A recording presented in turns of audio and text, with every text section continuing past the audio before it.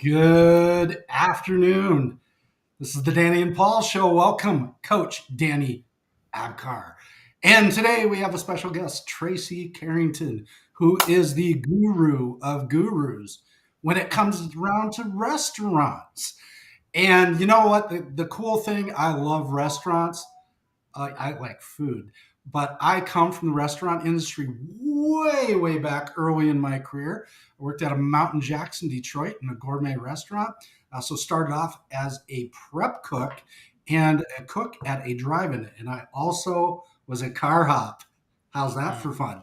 So, Whoa. whoa! So I have a good feeling for restaurants. I love what Tracy does because I'm really interested in restaurants because I go to so many and I see everybody just kind of sitting, not a lot of promotion going around, not a lot of stuff. And I'm really curious how you fix that, Trace. I'm going to leave it up to you. I love it. Love it. Well, thank you guys very much for the invitation to be on your podcast, to be a guest here. I'm so excited. Got to see a couple of your episodes too. You guys are doing an amazing job, and I know you've got a good following. So congratulations to you guys. Thank you. You know, I once worked at Taco Bell. I stirred up the meat. How long did you spend at Taco Bell? Employed Well, at about Taco 2 Bell? weeks. That's I was going to say that's 1 week longer than the typical person spends at Taco Bell. Yes, yeah. So tell us a little bit about what you do and how you help people. Well, yeah, absolutely. I would love to start at just kind of giving an insight about my story. I came in, quick service was never something I wanted to be involved in. And so my LinkedIn profile says I'm the quick service king. And but quick service truly up until 2016 was not what I wanted. I was in food service, but I was in like 4-star dining, 5-star dining, things like that. I was in the, I'd cook up the steaks. We'd use a bandsaw, cut the steaks. And so I knew a lot of that side. I was 19 years old and I was leading my first 4-star restaurant in the greater Cincinnati area. And I came into the space of food service in that side, in a full service restaurant. I came to it by way of Kmart. So if you remember Kmart, right? So I was in retail, first official job. So the funny thing is, I wanted to get a job at a Perkins. And so if you remember, so Perkins in the kind of the northeast side of the country, and some of it, I guess, down in Florida area. But I wanted to get a job at Perkins, and they wouldn't hire me. And he asked me the question. Here I was dumb. I was like 15 and a half. He's like, "Where do you see yourself in 5 years?" And I was blown away by the question. I never even thought about that. And so I've always to this day thought, I wonder if I didn't get that job because I had no idea what I was going to do for the next week, let alone where I was going to be in the next 5 years. So Kmart, there was a lady that I knew that worked there that gave me a recommendation. They hired me at Kmart, worked there for about a year, and then I transferred to a TJ Maxx. I was going upscale, right? I was going higher, and I worked at a TJ Maxx for about 4 months, and that was a long time, as a 16, 17-year-old. And then there was a restaurant where a buddy of mine was working, and he was making $5.50. Holy cow! $5 an hour. And so at the time I was making like $4.05, and so I was like, man, $5.50, that's big time, right? So I was like, okay, I'll take the interview. So I took the interview, got the job at $5.50, and told my boss at TJ Maxx, and she's like, well, we could pay you $4.15, like a 10-cent raise, 10-cent boost. And even then I knew that was no money. So I was like, no, thank you. I'm going to go to this. So I was in the dish tank. I was the dish doggy dog, right? So I was busting suds in the dish tank and learned a lot of things that was never taught to me at home from the restaurant, from food service, the kitchen, and a lot of things that probably my mom and dad did not want me to know. And so anyway, but I made a lot of friends there, connections. I worked there. The first night I was there making $5.50. The boss came in and he was kind of always coming to the kitchen drunk, and he kind of leaned into the counters like, what's your name? And that kind of thing. And so I told him and shared it. He's like, you need to be making $4. Hey, he called up to the chef and said, this guy needs to be making at least $6. So I got a raise the first night there, 50 cents boost. About 3 months into that, they transferred me. They said, would you like to go over and make $7.50 an hour across the river in Kentucky? So I went over to Kentucky and I led the dish tank over there in that one, but was there for about 3 months. And then they started doing lunches. And they said, well, why don't you come in? We'll train you on the kitchen side and you can do our new lunch menu. Just launching that. I was the only one there. So I'm running 5 stations and the dish tank, running lunches and doing the prep for the night coming up. So I did that for about another 3 or 4 months. And then they said, well, why don't you come in and we'll let you run the entire night shift. So here I was, 19 years old, leading guys that were in their 40s and their 50s, had nothing but food service industry. And here I was like 2 years into this. And so anyway, he gave me, I think his name was Tom McClanahan, and the restaurant was El Coyote. And I'll never forget that, because Tom was the guy that he gave me the leg up that I needed in the food service industry. And from that, it took some twists and some turns. And then, in my other career working with people, another opportunity for Chick-fil-A came up. My kids were working, and I thought I need to supplement some income. So I thought, well, I'll go to Chick-fil-A and maybe they'll put me in the kitchen. I know that kind of work and everything. And he didn't. He said, I love your charisma. I love your personality. I'm going to make you the people of culture director. And so he gave me that title. I grew there for about a year, and he said, I'm going to be leaving. I'm going to be opening up a new branch in Knoxville, Tennessee. And that was, we're in Ardmore, Oklahoma.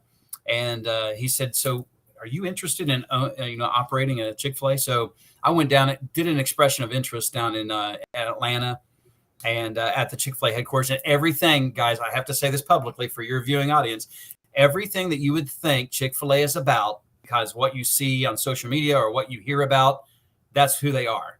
When you go there on the headquarters, I mean, that's what they do. So just a great, great company. Have nothing bad to say about them at all.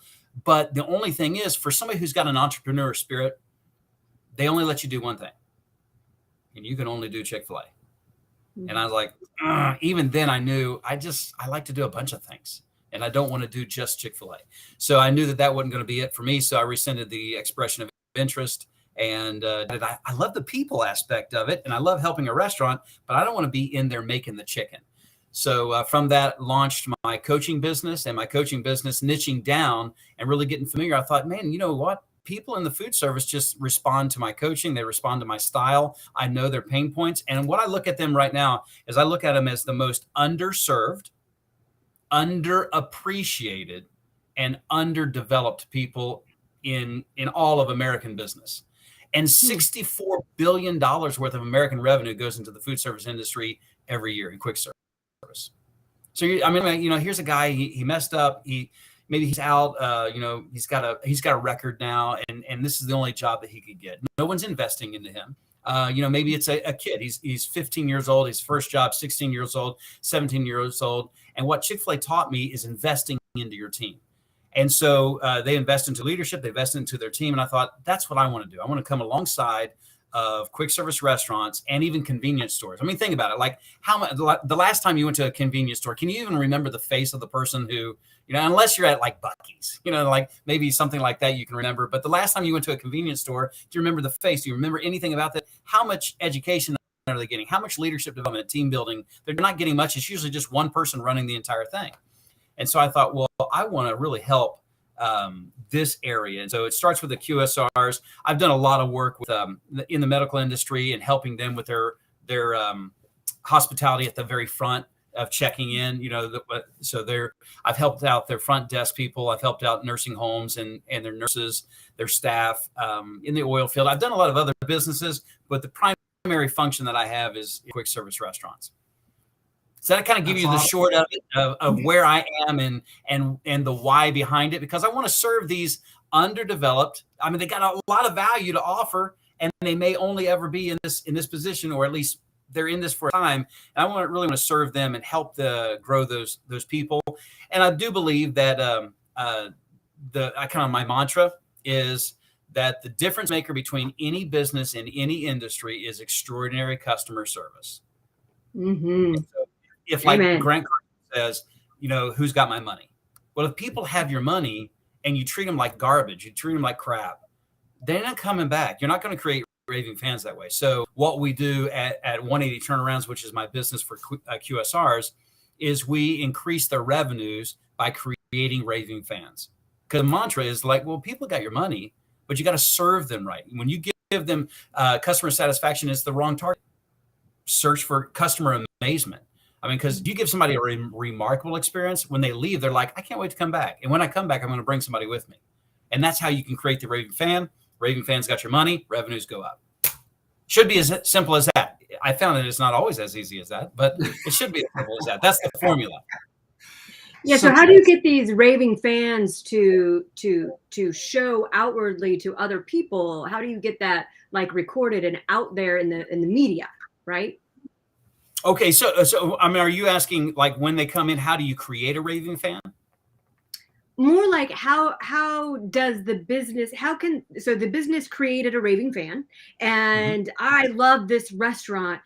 Do you then point the raving fan to like, please post on social media about your experience, or how do you help that raving fan bring more business? Yeah, okay, I understand. Yeah, great question. Through social media is a great platform, and I think when you have a raving fan, they've got a voice, but you've got to give them a microphone. And what the beautiful thing about social media has done is it's created a platform where you can launch out asking these things. And the cool thing about social media is you're always going to get that like Grant talks about, you're always going to get that hater. You're going to you've arrived when you got a couple of haters, because they're driving traffic to your social media and your platform and everything, because they're just looking for you to something that they disagree with. And the cool thing about a raving fan strategy is when you've built that, you've arrived when you don't have to shut that person down on social media. You can let them stand because 400 other people came to your defense and were singing your praises, like, what's the matter with you? I can't believe you say that about my favorite restaurant and everything. But giving them that voice, and there are some restaurants still that do not have a social media imprint. And the reason they don't is because they don't want bad press. They don't want bad publicity. They don't want somebody to say something bad about them. And so my business model is, first of all, we come in. So when companies hire me to come in to do a full turnaround, a 180, right, to go in the right direction, because we're going in the wrong direction right now. We're not making the revenues. The way that we got to do a company turnaround. That requires an audit. We're going to go through all their systems. Basically, we're going to create processes and development, stuff like that. From there, we introduce what I like to call Currington culture, because the last name Currington in our community. And this was not my idea, I promise. In coaching some executive level people, they said, Tracy, so I have 8 children, and our 8 children, we have, yeah. Paul, yes, I do know what causes that. And we do not drink from any water fountains ever. Anyway, so I've got 6 of the 8 kids that were working in our area, and so like Currington, where have I heard that? Well, I mean, it's like, when you've got 40 staff members, 7 of them take a vacation and they all got the last name of Currington. I mean, you took nearly, like, what was that, 20% of their labor force you've taken, out of it. But when people got around Chick-fil-A associated with Currington, everything, that name got out there. And so what we started doing is like, well, there's something different about the Currington family. There's a personality, there's an energy and stuff like that. So in the town, and they thought, why don't you bring your values into an organization, create the thing. So we introduced from company around to Currington culture. Then back to your question, Dani, is the community impact. We're not done until we give the microphone to the public and let them have a voice. So community impact is just a huge one. It could be, kicking for chicken on a football field from the 20-yard line. You get chicken for a year or whatever. But we're going to get into the community and make an impact. And I think that's where some businesses fail, because people want to be a part of something nowadays. They want to find meaning in what they're doing. Team members, they want to find meaning in the job they're working at. And I think, somebody let me get behind something. Let me push for something. What can I be a part of? So from the company turnaround, now we're making money. The culture, now you got people coming back because they love that culture. And now let's do something with it. And that's the long answer Miss Dani, to your question. Love it. Now I'm going to ask a long question. All right, very good. Maybe I give a short answer to your long question. We'll see if it balances. Okay. You know, one of the things about restaurants, and especially post-pandemic, has been an incredible shortage of employees. It's been, and I run into this in every industry that I work with. And we have had to come up with some creative ways to find A, and then to engage B, and then to, what's the word I'm looking for? Influence, but no, inspire. That's the word I'm looking for. Inspire them in some of these positions. So what's your process, Tracy, to help them find the employees that they need to keep their doors open? Because I'm up in Minneapolis, Minnesota, and a lot of restaurants are closing right now. They're closing mainly because they can't find the staff to keep the revenue flowing. It's not a shortage of customers, it's a shortage of staff. You see empty tables in restaurants because they're blocked off.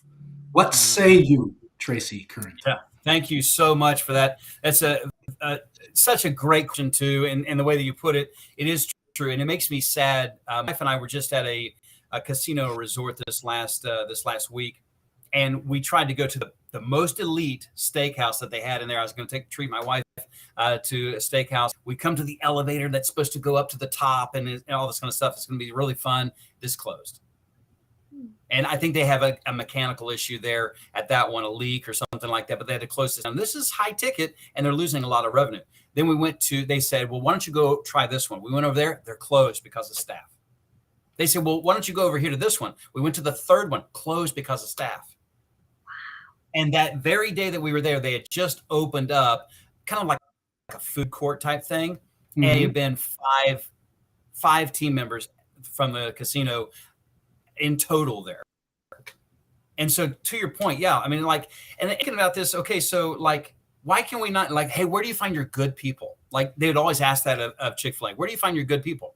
And I think you find them, we were fishing from the same pond. And Paul, your question began with the process.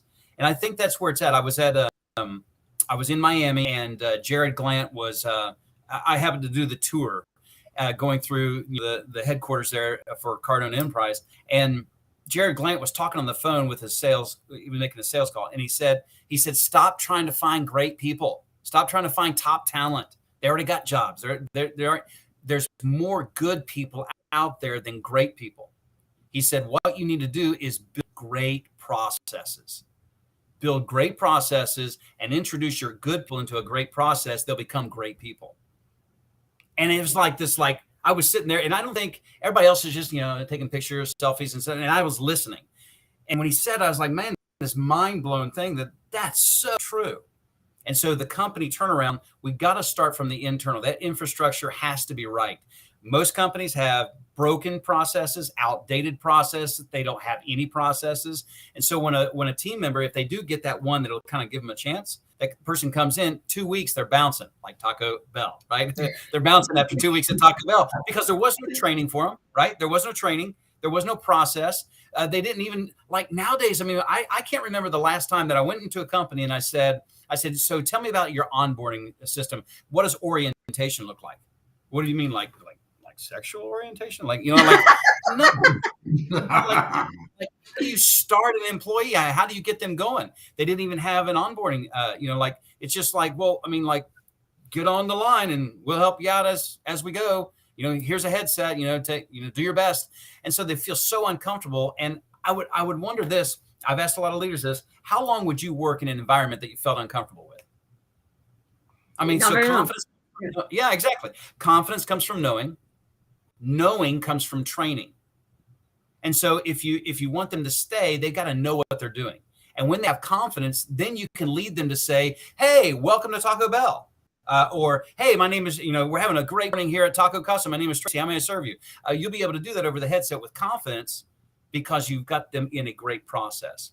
So I know that only answers half the coin, Paul, but I think that's where I've been starting is building the process from the inside first to where when we go and we acquire talent through, maybe it's a third party like Indeed. We've actually had a lot of great through the third party Zippy app is one that I've had a great. It's just $300, and I mean every year, and I mean it rolls through it, at least in this industry, in the quick service industry. Uses like the Indeed, ZipRecruiter, Glassdoor. I mean they'll use a lot of different ones to leverage, but that's the one that I found. Generating those leads, having leaders with cards. We've gotten, just like to your point, Paul, we've got probably 22, 24 ideas that we tried through COVID just to bring people in, like we'll give you a taco if you'll fill out an application, like something like that. We've tried a bunch of those things. And so, yes, you're right. Getting creative with just giving somebody a chance. But if you give them a chance and they say yes to you and they say, I'm going to join, and then you don't have any process to lead them through, they're bouncing. Well, I think it's interesting because like I said, I started off as a short order cook at a restaurant. I ended up in a gourmet restaurant in Detroit. I was an assistant chef, and the thing was there was almost a path laid out for me before, honestly. Before I got too fat and decided I needed to get in the Navy because I was too good a cook. So you're eating your own product. I loved eating my own product. That was for sure. I was like, I can't be in this industry. I'm going to explode or push maximum density before I'm 30. So I had to get out at 20. But point being is, like, I work a lot with the construction industry right now. And one of the creative ways we came out with was actually getting a feeder program into the high schools for the trades. Okay, so he went and met with the superintendent of schools, worked with the high school. They actually built a program for the trades that fed into the company. We used to have at the school I went to in high school, we had the vocational program. Like, I could program 5 computer languages by the time I graduated from high school.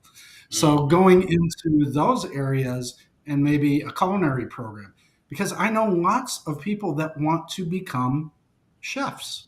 Yeah, there's a pathway there. It doesn't stop at the quick service restaurant. See, I knew what QSR was, but it doesn't stop there. There's a pathway, and I think that's one of the big things for any industry right now. Is it used to be you hired for a paycheck. Now you hire for a direction and to belong to something. Yeah. Like they don't want to go in and work a job. They want to find meaning. Why am I here? What's my purpose? What are we trying to accomplish here? And there's think about it, like, what's the vision for, like, if you went into a McDonald's GM, what's their vision? Like, where they're going? Where are you guys going? They're stumped. Like, where are you taking this business? So I'm glad you brought up the high school thing. Chick-fil-A, of course, they kind of lead the industry in serving. I've got 3 of my kids that have had their college tuition paid for through Chick-fil-A. And so by working there, there's like a $2,500 bonus that they tack on, that you can go to college. And so 3 of my kids have been awarded that in our Chick-fil-A, just growing in that company. And I think that's a great opportunity.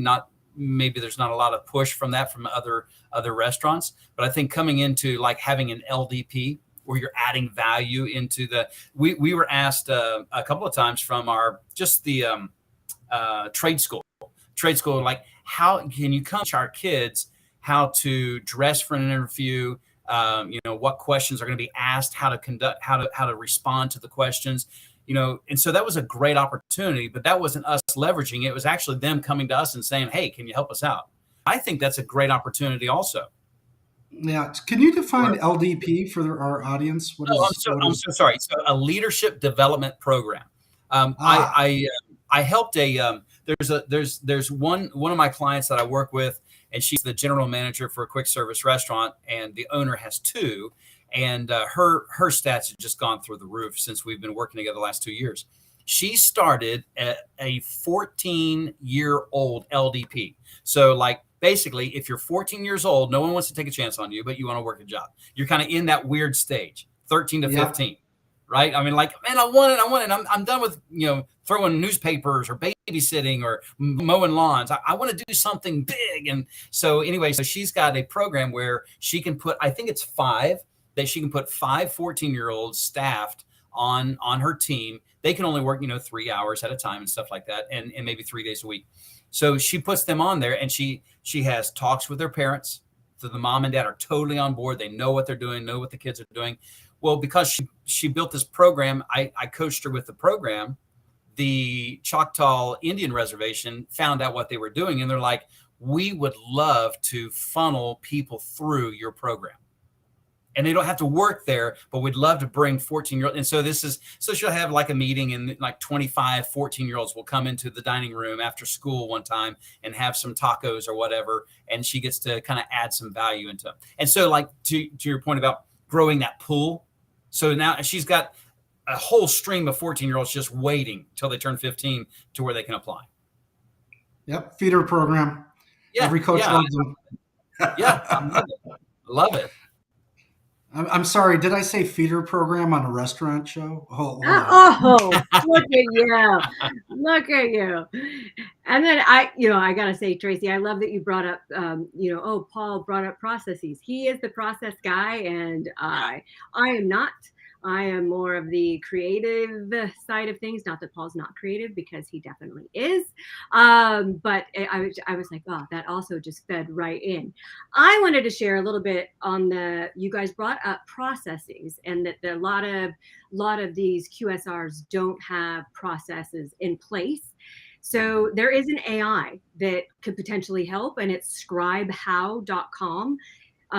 It was founded by a woman named Jennifer Smith. She's a Harvard woman, brilliant. And if there's anything that's on the computer that anybody needs to do, or let's say, like how to input, information of what people order into the system, if they have these systems, right? It will actually document everything and put it into a step-by-step guide. So it automatically creates it. It's just a browser extension that you can put in, and it's free to use. So I just wanted to send that out to the what a bonus when you that's awesome. So when you were saying that, so you're familiar with EOS, the EOS system, okay. Yep. I have the book around here somewhere. I Traction, Rock Fuel, How to Be a Great Boss. Yeah. I got my EOS book along with my Sanders book, along with my Challenger. Yeah, I've got them all. I got the 3-ring binder too. I got that too. I have the Sanders. So there's so much brilliance in there, and especially in this industry. So we started doing level 10 meetings for a quick service, and like just tracking the numbers, having their GMs know what those numbers are in connection with what the bigger picture is, and so forth. And so examining the rocks, the individual rocks, and everything. What are we going to do this quarter? And there's very few that are doing that, because they're not. I mean, there's one QSR that I've got in the pipeline here to work with. They don't even have a GM.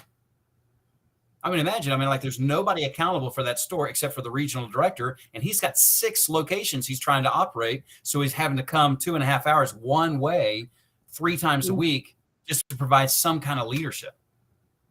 And so, like, as far as the processes, when you were talking about that, I was thinking about, man, if you had that AI going through the IDS part of the level 10 meeting, when you got the level 10, you're doing the check-in, you're checking out all the numbers, you're doing, what's happening with the people and so forth. And then you go to the IDS, is they identify, discuss, and solve. Right. So when you're going through that, I was thinking about that AI for that part right there, because there's so much brilliance that comes in. What's the real problem? Let's discuss it. Let's talk about it. And then let's solve it once and forever. What a great opportunity to have that AI capture all of that brilliance right there. Great takeaway right there. I'm actually going to share that brilliance with some of my clients. No writing notes during the. I'm sorry. You'll have to pay $29.95 for that later. That's brilliant that you brought up EOS, but we want to definitely identify, because not everybody knows what EOS is. And Yes.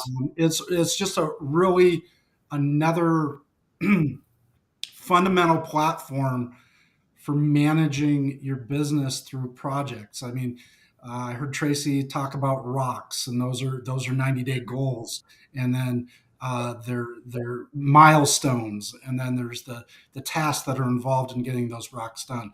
So it's just another way of putting process to planning, and then the most important part, which I'm all about, is executing. That's what this is about, Yeah. right? It's about knowing your numbers and executing on your plans. And I don't care if you're a restaurant or you're a multi-billion dollar organization, it's the same fundamental processes to get that stuff done. Mhm. And you said one of my favorite words, Tracy, is capture.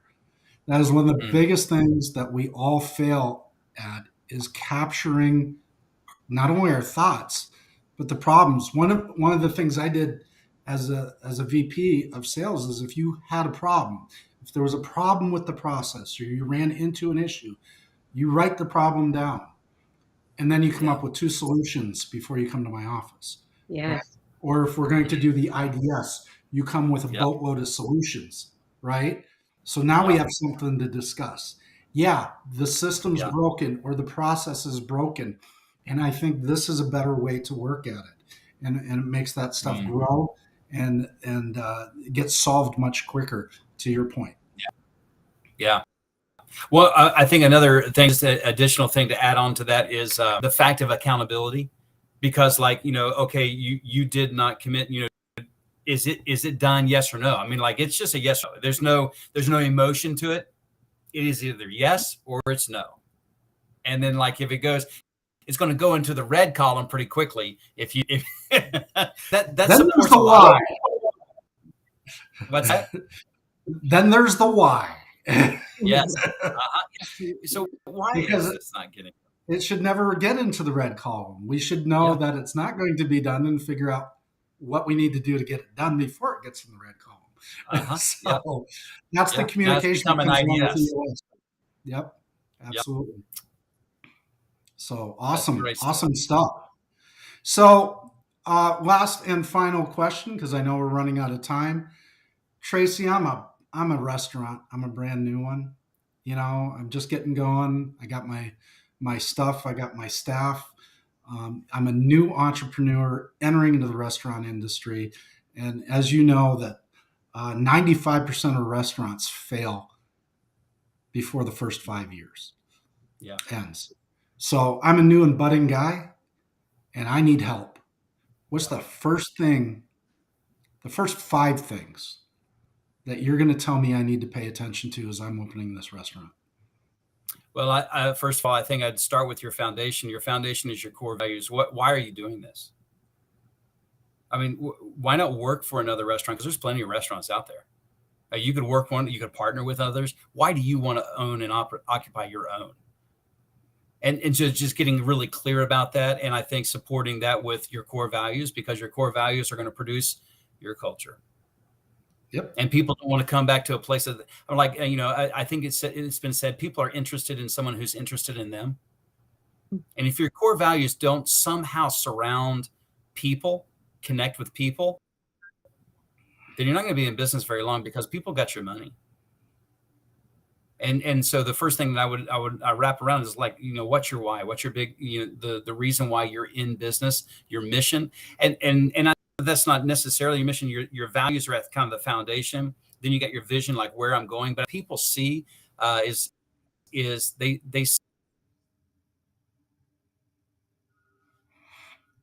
He's got us hanging on the edge.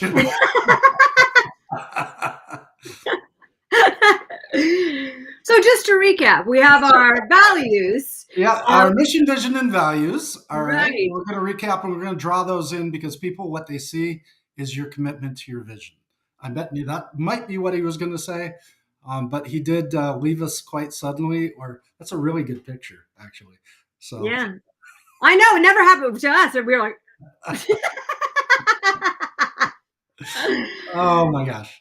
So, all right, that's really good. I think we'll let Tracy go wherever he's gone into the Ethereum.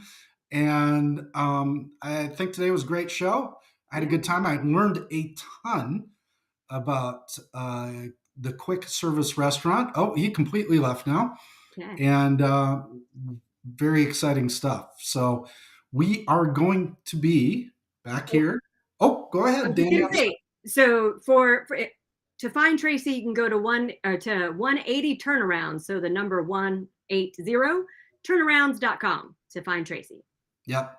He is the king of QSR restaurants. So it's been a pleasure, Danny. Thank Yeah, you. always a pleasure, Thank you to Paul. everybody watching. Yeah. And we will see you guys next week. Thank you.